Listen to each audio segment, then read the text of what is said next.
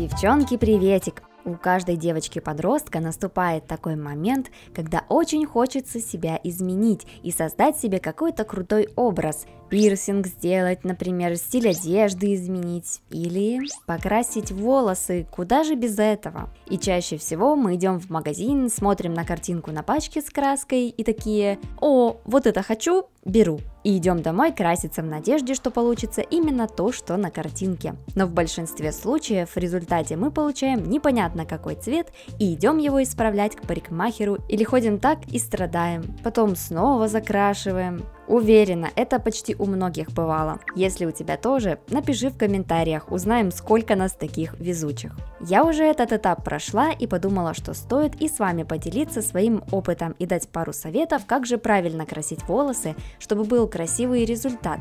Надеюсь, это будет тебе полезно. Первый вопрос, который обычно возникает перед покраской, это в какой же цвет краситься? И это, пожалуй, самый важный вопрос. Цвет волос должен подходить под твой цвет кожи и глаз.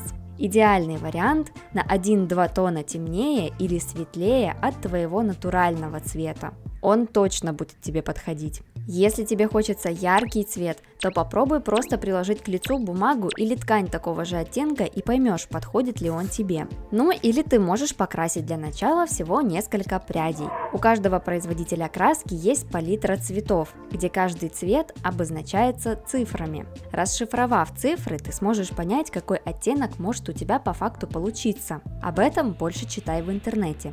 Если ты уже выбрала цвет, в который хочешь покраситься, сразу спроси себя, сможешь ли ты сама так покраситься или лучше сходить к парикмахеру и не бояться за результат. Особенно это относится ко всяким градиентам, мелированиям, отбеливанию и так далее. Такое лучше делать у специалиста. Но если ты уверена, что сама справишься, то если ты выбрала цвет темнее, чем твой натуральный, я бы рекомендовала сначала покраситься оттеночным бальзамом. Цвет он даст, как и обычная краска, но держаться на волосах будет около месяца, зависит от производителя, и смоется. Это лучший вариант для экспериментов. Каждый месяц хоть в новый цвет можешь краситься без большого вреда для волос. Если ты выбрала блонд, то я бы настоятельно рекомендовала пойти первый раз к хорошему парикмахеру. Отбеливая волосы, можно так их испортить, что потом придется отрезать. И желаемый оттенок сразу получить может быть сложно. Например, если у тебя натуральный цвет с рыжим отливом, то пепельный тебе будет сделать почти нереально. Да и не нужно, обращаясь к пункту номер 1. От обычных красок в магазине после первой покраски у тебя с огромной вероятностью будет желтый блонд. Конечно, можно тонировать его пепельным оттеночным бальзамом, но ты должна понимать, что это постоянный уход, плюс еще постоянное подкрашивание корней и лечение волос.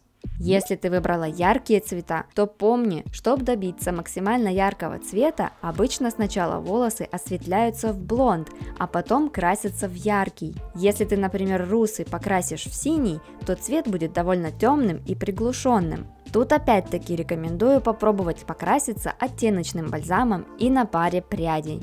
И самое главное, соблюдай технику безопасности при окраске, которая указана в инструкции. Надевай перчатки и мажь кожу жирным кремом по ободку волос, чтобы можно было ее отмыть, если попадет краска. И, конечно же, ищи отзывы в интернете, читай о производителях краски и как ухаживать за волосами после окрашивания, и все должно пройти хорошо. Надеюсь, я смогла тебе помочь. Это были секреты юной леди. До встречи в следующем видео.